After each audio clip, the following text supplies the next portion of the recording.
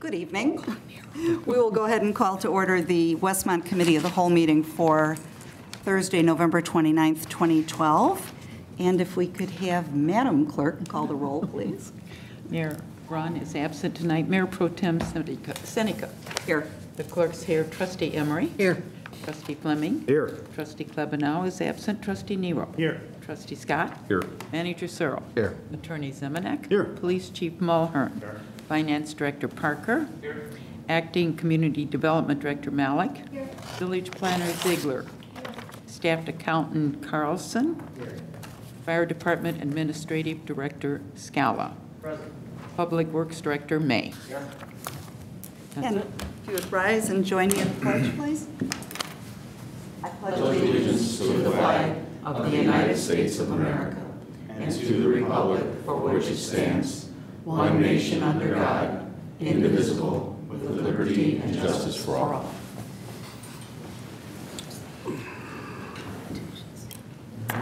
Okay, tonight we have just one request for open forum, and it is Mr. Bob Reed on West Traube Avenue. And we just ask that you limit your comments to about 3 minutes.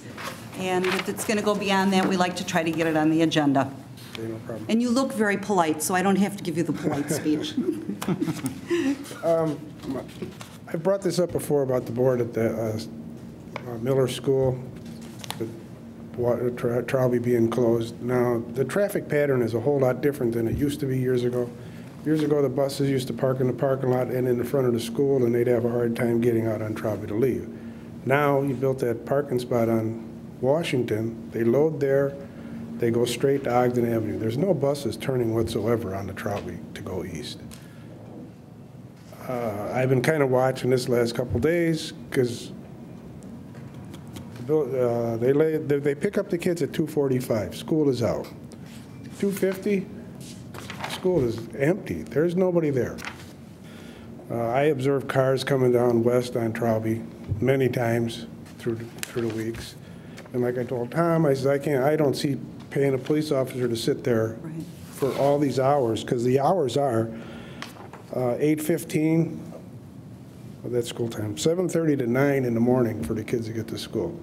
Now, I live right down the street from it, half a block away. The kids are in, they start coming to school maybe about 8 o'clock, 5 after 8. They're in at 8:15. Again, it's deserted.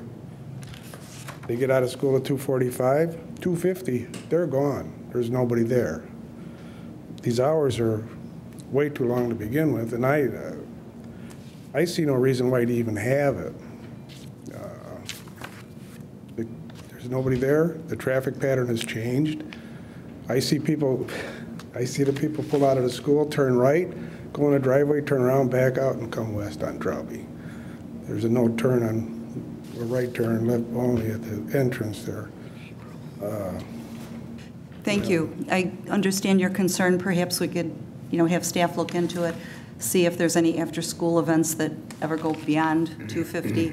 Maybe we can kind of work and see what we can do. The only main thing is the people that live there, that's our main access to come from Cass Avenue. Mm-hmm. It's not only me that's concerned about it. We all live there. We're used to going there forever. I will have them look into it again. Okay. Thank you for coming in tonight. And I think that is it for open forum, so we'll move on to reports. I have nothing from the mayor this evening. We will go to the clerk, who I know has things. I do have a couple of things. First of all, I'm a terrific Frosty and Friends parade last Friday night. We had a very good Frosty, too. Very good Frosty. Very animated. She was. And then, fortunately, I have a little election update information. Due to a lot of pressure by the clerks and our attorneys, they have moved the candidate filing, last day for filing, to December 26th instead of Christmas Eve. So all we are waiting for is the governor's signature. It passed both the houses down there to change it. So we're thrilled. So, and I'm sure he'll sign it.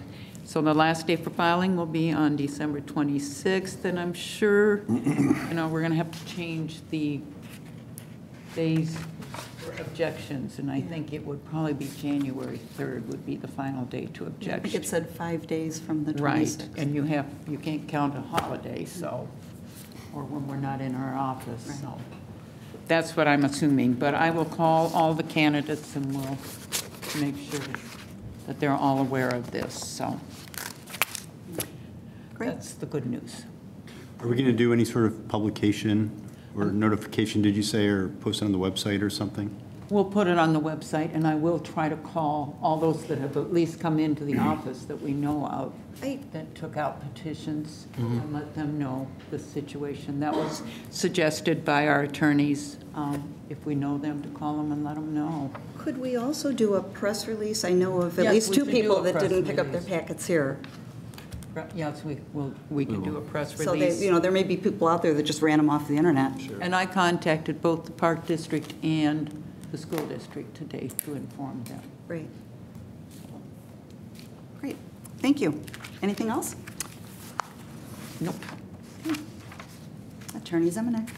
It's amazing what the Illinois legislature can get done when they want to. That's all I have. I just hope he has the time to sign it. Moving on, Manager Cyril. I would like to suggest that we possibly approach the Illinois Municipal Clerks Association and hire them as a lobbyist firm for the village for other municipal issues, I think that's a good idea.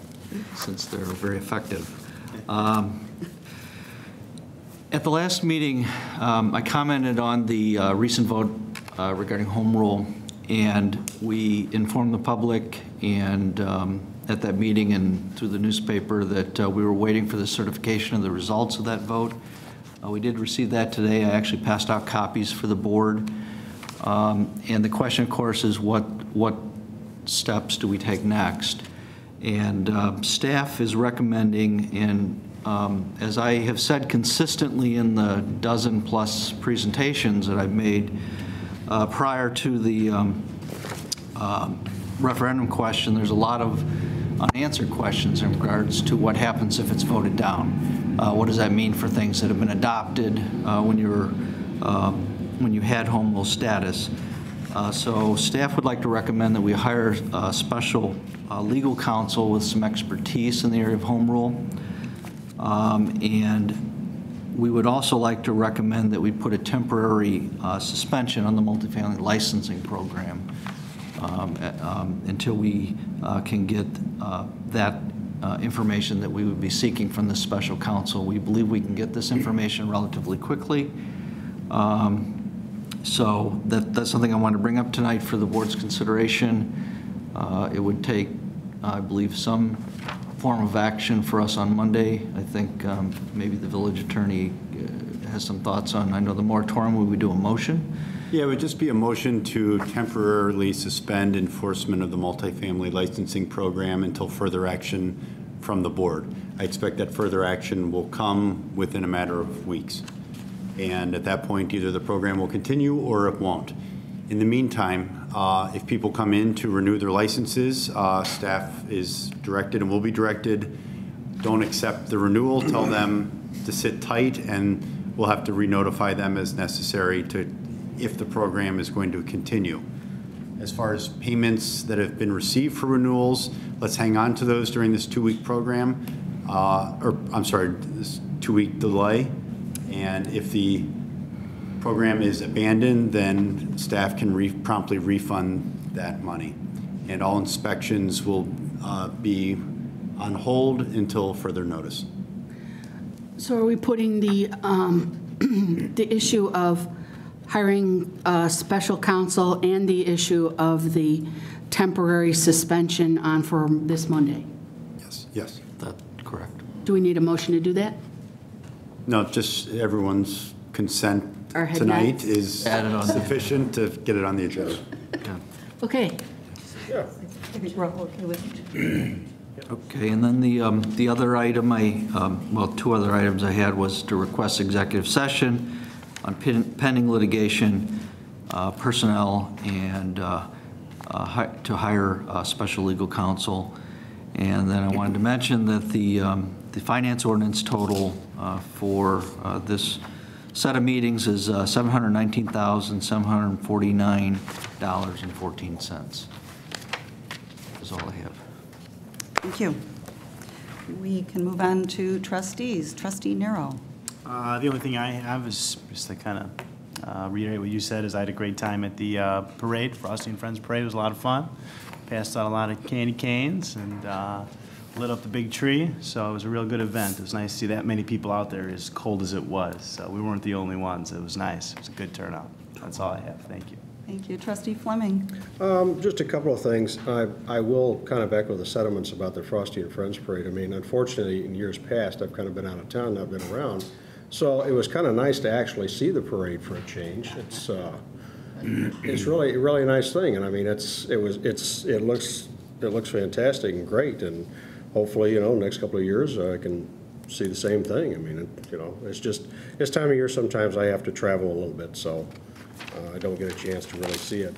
The other thing that I have is Monday evening at 6 p.m. we have a combined building and zoning and code enforcement meeting starting at 6 o'clock right here, and that is open to the public. And that's all I have. Thank you. Trustee Scott. Thank you. I just want to announce next Wednesday morning, 9 a.m. here in the Village Hall, we're going to have a committee, the Economic Development Committee meeting. It'll be here at 9, and that's it. Great, thank you. Trustee Emery. I just wanted to say that because of my ongoing sinus infection, I was not able to march in the Frosty and Friends Parade. So I was, it was like the Super Bowl. I was ready at home, and I kept flipping between 6 and 16, going, okay, when's it going to start? And because my favorite part is the snowplows. Do you know how disappointing it is to see us doing an old board meeting rather than the Frosty and Friends Parade with the decorated snowplows? I just thought I'd tell you, it is such a letdown. And you were probably the 10th person to watch that meeting. It was awful. But that's all I have. Thank you. Thank you. And I have just a couple of things. I wanted to congratulate Rotary on the 5K that they hosted the same weekend. It was great. For the first time that they did it, they had a number of runners. It just was just really well done and went off without a hitch. The parade was phenomenal. I really want to thank our Public Works Department. I mean, the lights and up and down casts and all of the work that your staff put into making this town look festive and beautiful is just so appreciated. And I'm glad that they had some decent weather to do it in. I hope it's as nice when it all comes down. Also wanted to mention that this Sunday there will be another Santa breakfast. Now we know why he's so rotund. We have a lot of Santa breakfasts here in Westmont. This one will be at the Knights of Columbus at 25 North Cass, and they'll have pictures with Santa. They will have a bake sale, all kinds of things. The band boosters craft show is at the high school on Saturday. And the other thing I wanted to mention is Ginny Simsky, the clerk, and myself, and a lot of other people, on Saturday shopped Westmont small businesses. And it was so much fun to go up and down every single store in Westmont. And some we bought things in and some we didn't. But it was really a nice event. And I hope that's an event that will grow and help our small business owners here in Westmont. The last thing I have is something I'd like to see us put on an agenda. We won't have to discuss it tonight, but I would like us to look at trustee, mayor, and clerk salaries for the next set of election years. It's something that can only be done right before an election. So I'd like to get it on an agenda, brainstorm, see how we can perhaps save this community some money. 10 minutes for $100 is just a gross waste of taxpayer dollars, in my opinion. And I'd like to see us discuss it a little, especially going into our next budget season. Absolutely. That was good. Great, thank you. And I just forgot one thing. Okay. And you reminded me, when I'm at the train in the morning, I've had several people come up to me and say, your people at the village that did all of this, that did all of this work on the downtown streets, and the wreaths are all the way down the train platforms. They said they may think we don't notice it, but we do, and it looks fantastic. So we know that if we tell you, it will get to the people that did all the work. So please tell them thank you. We all appreciate it, and they think it's wonderful. And we got a lot of comments on it at the parade, which was really nice to hear all of the nice compliments. So please tell Yeah. the dudes. Thank you. Thank you.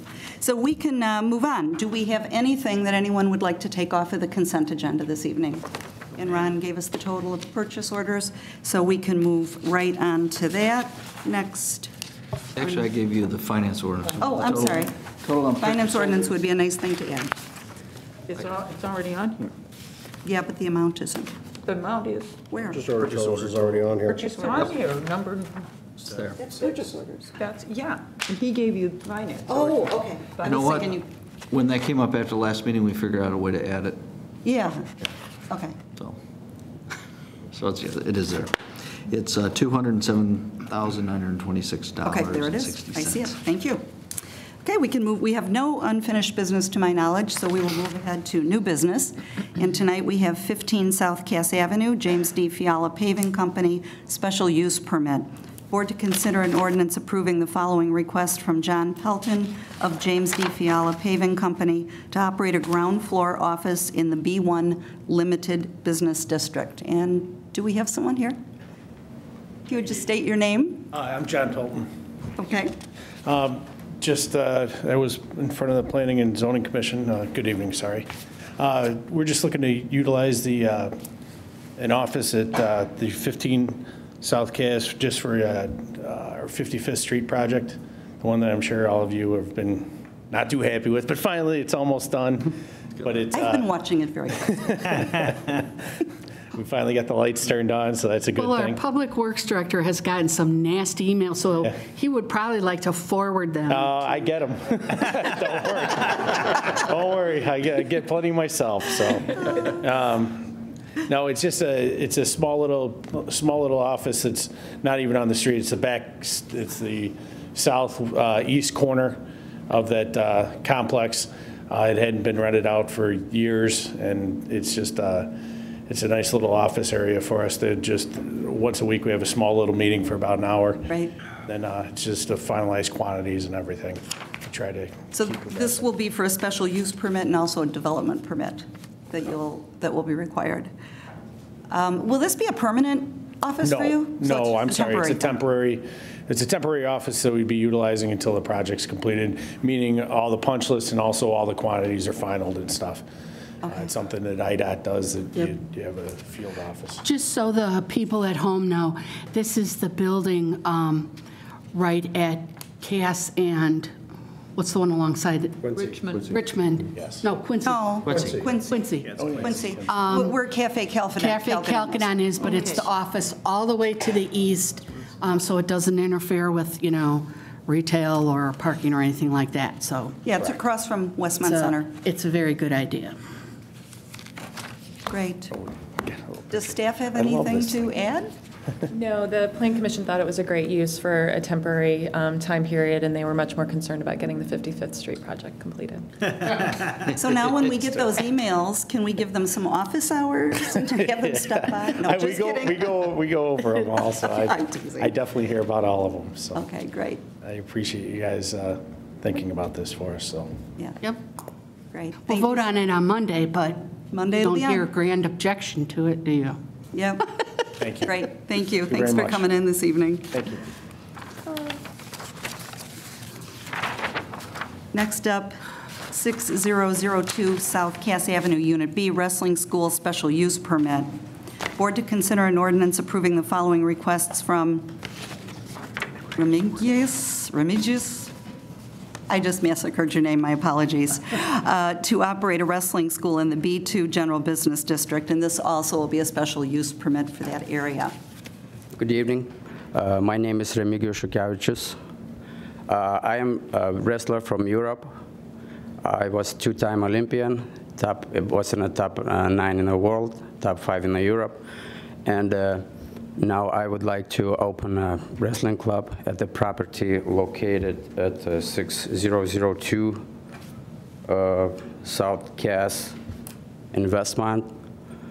And I received positive feedback from the first village board meeting, request for special use. And the school that I would like to operate, I would like to have practice hours afternoon, and depending on the number of people I will have, I'm going to split them in separate age groups. Each group shouldn't be more than 10 people, and the beginning age starts at 7 years old and up. And if everything goes as I planned, I would like to open it in the beginning of January. Any questions or comments from the board at this time? This is where Mr. O's used to be, right? Isn't it Mr. O's? It's next The to one it. that, yeah, Yeah. just in, Is it? next to it. It's next to it. Okay, To I thought the- it was to that, the east. that corner one. It's a little bit left of the corner. Oh, where the lab was? Next to the lab too, I think, in between them. Oh, really? I think so, yeah. That's kind of weird. Okay. No, I think it's a good idea. I'm just curious, what do you plan on doing as far as, are you looking for, a certain age group? How do you plan to advertise? I'm just curious. I think it's a great idea. I'm planning to advertise on internet and in newspapers. And right now I work as a assistant coach in a LaGrange High School, wrestling school. So many kids already asking me, because most of coaches in the United States, they teach folk style. But folk style, it's popular only in the United States. If you want to go international, compete in world championships and Olympics, you have to choose between freestyle and Greco. And I'm going to be the one that will teach Greco style. Oh, good. Yeah. No, I know. My husband used to wrestle, so, I know the differences.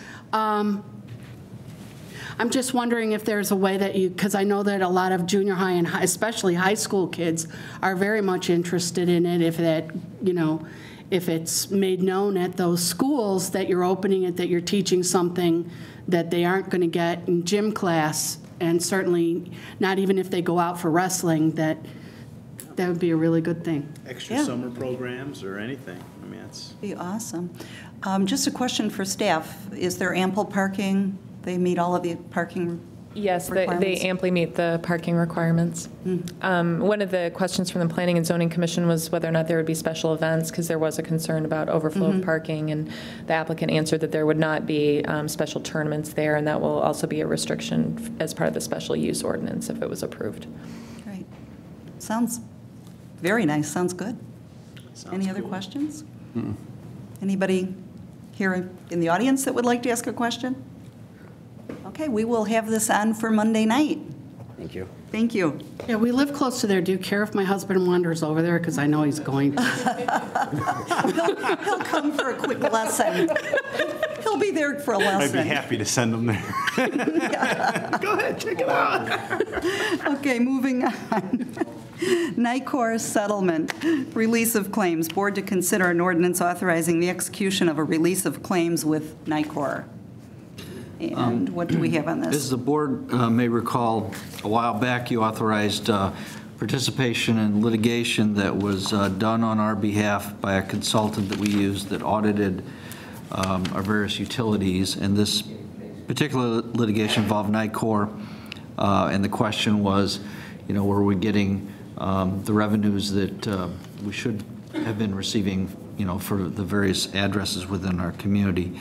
So this is a settlement and a release of claims regarding that litigation. They finally reached a settlement involving all the municipalities, and we would ask the board to consider that on Monday. Great. Thank you. Any questions on that, anyone? Okay, we can move on to the 2012 tax levy. Board to take the following actions. Conduct a public hearing on December 3rd, 2012 regarding the property tax levy. And number 2, an ordinance to adopt the 2012 12 tax levy ordinance. And we have with us our Finance Director, Spencer Parker. Thank you. Good evening. As was mentioned, today we are kind of discussing the tax levy, and then we'll have a public hearing on it on Monday.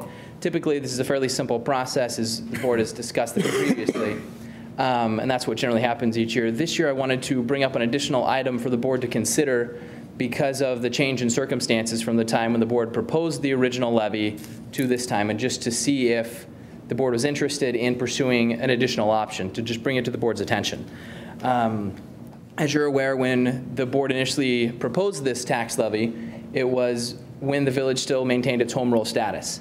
And with the home rule status, the village had the flexibility to be able to levy for the dollar amount that it chooses and then to be able to receive that levy without regard to the property tax extension limitation law or the tax cap. Typically, when a community is not subject to the tax cap, and what the village has tried to do was to set the property tax a little bit less than the lowest we would expect the tax cap to allow, to make sure we were under the tax cap, knowing that if any circumstances came up in the future or there were other issues that needed it, the village had the flexibility to address those issues in the future. And that's typically the strategy that's used by communities that are home rule, that are not subject to the property tax cap.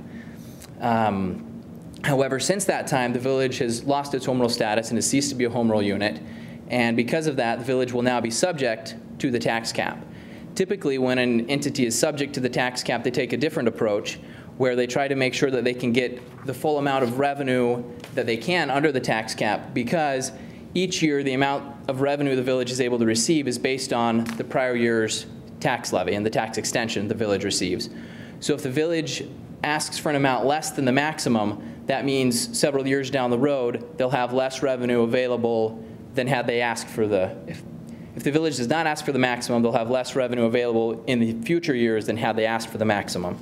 I had prepared some information for the board. I've distributed it. I wanted to put it up here so the public can see it as well. I don't know that it can be seen. It's kind of small. But basically, the proposed levy, including the library as well as the village, the proposed levy was about $7.7 million. And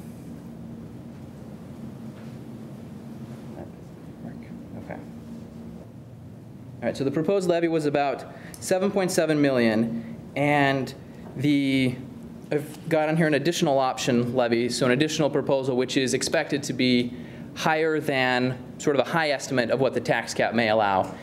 And then what would happen would be wherever the tax cap would actually fall, whatever the percentage increase that we should receive based on the tax cap would cut us off. So if the tax cap is actually less than this additional option levy, which is, I've listed here as the total would be about $8 million. If the actual tax cap is less than that amount, then the village would only receive whatever's authorized by the tax cap. So they'd levy for additional amounts and see what they would actually receive. And then at the bottom of the chart, I put, for your information, what the difference would be. And so if the village were to receive the full additional amount, if the tax cap did not cut us off before this additional amount, the difference in 1 year would be almost $300,000, and the difference by the end of 10 years would be a cumulative total of about $3.8 million difference in revenue. If the tax cap does come in and cut off the revenue at, say, for example, midway through, which would probably be a good estimate, you know, it's halfway between the low estimate and the high estimate, then we'd be looking at possibly $150,000 difference, and over the course of 10 years, about $1.9 million in difference. So I wanted to bring it up for the board's consideration.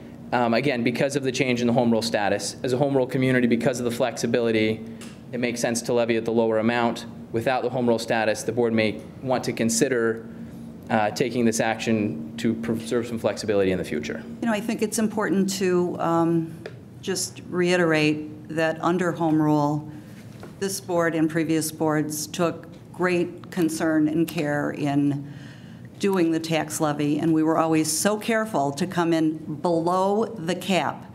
Mm-hmm. Now with the loss of home rule, this board is put in a position where we probably have no choice other than to raise taxes to the amount of the cap.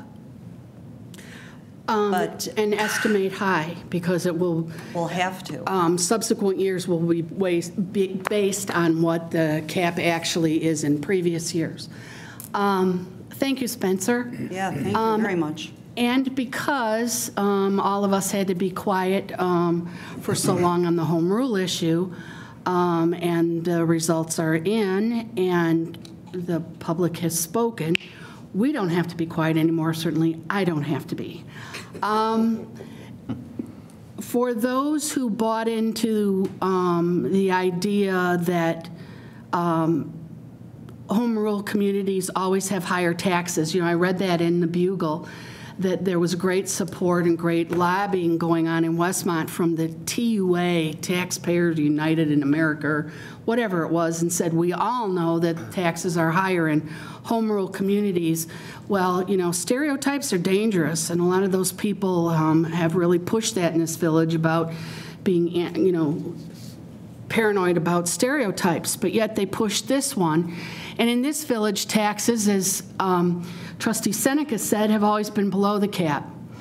Right now, we're in a position of, for those people who bought into it, I kind of equate it with a SYF, shoot yourself in the foot. I did not get elected to this village board, nor did I seek election to this board, because I wanted to cut jobs in this town and I wanted to freeze salaries and expect that our staff here would go above and beyond what they already have done. And I don't want to be put in that position. If the voters of Westmont have decided that they don't like home rule, then the voters of Westmont are going to have to bear the brunt of what we tried to spread around through gas tax and sales tax to other than property owners. If you had a gas guzzler, you paid a lot of gasoline tax. Now it's going to land squarely on the shoulders of what we cannot go forward with, depending on what our ultimate decision is based on special counsel and Mr. Zemenek's advice. So as much as I hate to do this, I am not going to burden our staff anymore because they have gone above and beyond. There is no way that I will vote for lower than the tax cap. In fact, I would like you, Spencer, to go as high above in the estimate as we can, because we are going to need that money. And if the voters of this town thought that this was the wise thing to do, I will respect that. But in this chair, I also have a job to do, and I have to do it in a way that I think is best for the village, and that means if they don't want home rule, they're going to have to shoulder the burden. So that's how I feel about this. Well, and the other thing is, the other thing is too, you have to understand also that, and I'm sure the comments will be made, well, there they are doing a thing or whatever. Well, remember this too, we are residents in this town, so we also are going to feel the brunt of this, as well as everybody else in this town. And these are things that unfortunately could not be made clear to the public to notify them the way it should be. Instead, there was a smokescreen thrown up, not only by certain individuals, but by people that don't even live in this town. Yep. Now, that's the other thing that kind of was disturbing about it, is that people from outside this town that have no interest whatsoever in this town are doing this, that did a lot of this. We found that out. That's a fact. The only question that I have dealing with this is, now, if we're going to have the public hearing on Monday, can we still have the public hearing on Monday, even with the increased cap amount? Yes, what we're going to do is open up the public hearing on Monday, and then continue the public hearing and continue this agenda item until the following set of meetings, so that the public has a chance to review, correct, Spencer? Has a chance to review the revised tax levy now, if this is the direction of the board, and have sufficient time to comment on that. And then if the board approves the revised levy, we have to republish notice advising the public what the revised levy amount actually is. And we have time to do all that. And it just has to be done as far as approving the tax levy before the end of the month. So we could do it the second set of meetings in December. I also have to echo and concur. In all the years I've been involved in this, this is not something that I'm looking forward to doing. But unfortunately, in order to protect certain situations and employees that have sacrificed in this town and given of time in that, and several programs, hopefully, that we're left no option at this point in time but to do this. And I don't think that our words or our position should be interpreted that we're looking for money to support pensions and salaries, because that's just crap.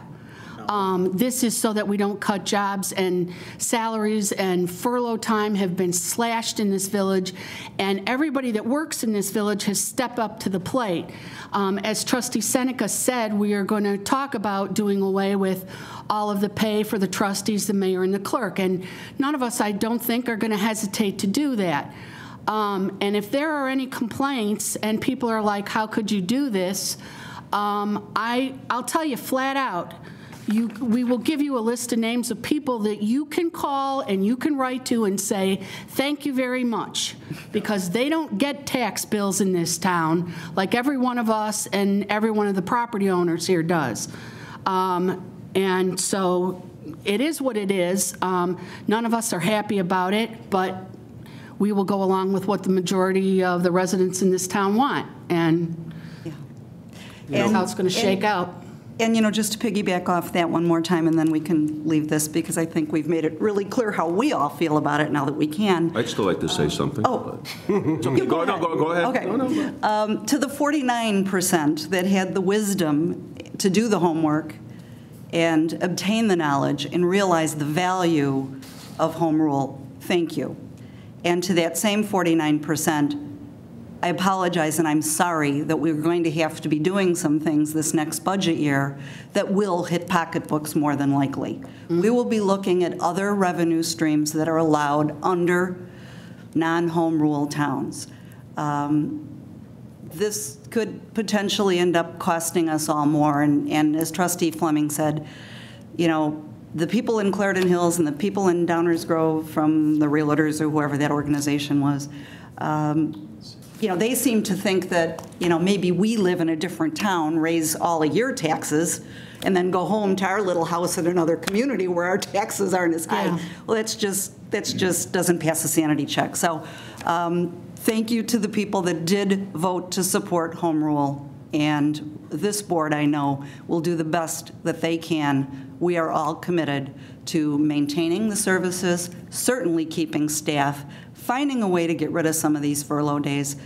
We will find a way to do it, but it may hit us in the pocketbook in doing so. Yeah, it's just sad. It really is sad. And, you know, it's the last dang thing that and I know everybody else here wants to do. It really is. I mean, we live it's the last thing we want and to this do. whole fake argument that was portrayed throughout this campaign they had is just really nonsense. And the people that really bought it, you know, it's a shame. And now everybody's going to see the effects of it, and either, you know, and it's negative. I mean, it's sad, but, you know, it is what it is, and, you know, we got to do what's best for the whole village. And You know what's ironic about this whole thing is when we had started the comp plan, we did a survey. Yes, we and did. we asked the residents what they liked best about the community, and the number one thing they said was services. Yes. yeah. Yes. Yep.